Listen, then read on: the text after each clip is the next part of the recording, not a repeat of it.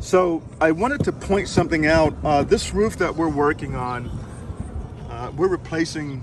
We've done a complete tear off, and we've put down a white cap sheet to meet our Title 24. And in one corner, there was a leak that was a small leak inside the building.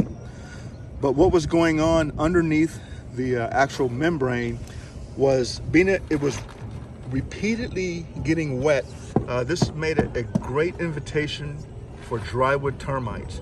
And that's what you're seeing here, is them just eating away over the years this area. So every time it rained, this re-wetted, and it just made the wood softer, and the drywoods really had a good time feasting on this plywood.